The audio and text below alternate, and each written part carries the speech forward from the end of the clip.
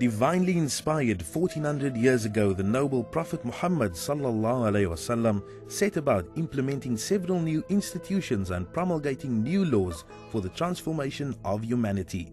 From the desert sands of Arabia to the far corners of the world, a new social order of social justice was to prevail, where the elimination of poverty was the target.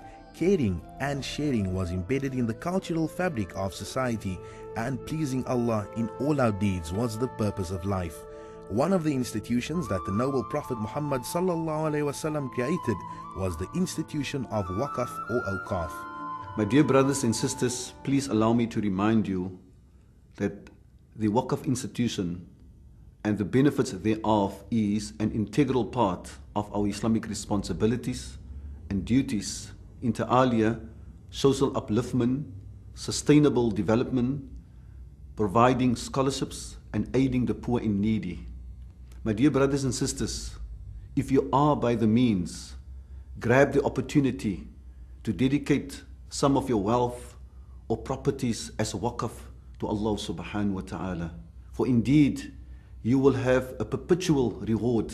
So even after your demise, your charity will continue and your reward will continue. The first waqf is said to be the Masjid Quba, which was built on land endowed by the Banu Najjar. When a person dies, all his or her deeds come to an end except three: Sadaqah Jariyah, ongoing charity or waqf, beneficial knowledge, and a pious child who prays for his or her deceased parents. The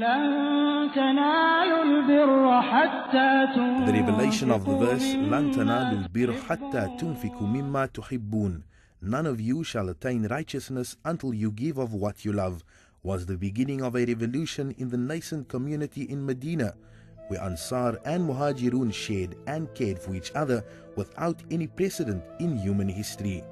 Several Sahaba followed by making waqfs of their best properties and assets in favor of their families, the poor, needy, destitute, the mujahideen, and the ummah. On the recommendation of the noble Prophet ﷺ, Umar ibn al-Khattab, a companion, made a historic waqf of his orchards in Khaybar, his best property, and today known as the first social development waqf in Islamic history.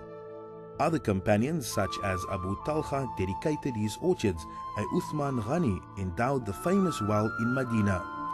Over the centuries, the spirit of waqf making spread to every nook and corner of the Islamic world, from Andalusia and Morocco in the west to Indonesia and India in the east. Muslims, both men and women, both the elite and rank and file, endowed properties for mosques, schools, universities, hospitals, guest houses, homes for the destitute and frail, hospices, soup kitchens, research and scholars. What is waqf? A waqf is a voluntary Islamic charitable endowment purely for the pleasure of Allah. A waqf can be made through donating cash, property and or other assets. The income or usufruct from the waqf may be used for any Sharia compliant purpose. In South Africa, the idea is to provide sustainable solutions and to empower communities. We have an opportunity to make a difference. Allah subhanahu wa ta'ala is providing us an opportunity to make a difference, and we need to take advantage of this. South Africa is at a tipping point. It has an opportunity to provide a great platform for Africa to grow. I think it is an opportunity that we cannot miss. So the key role for Awqaf is to provide sustainable solutions and that will reach the ultimate goal of alleviating the status of South Africa and spilling this success throughout Africa.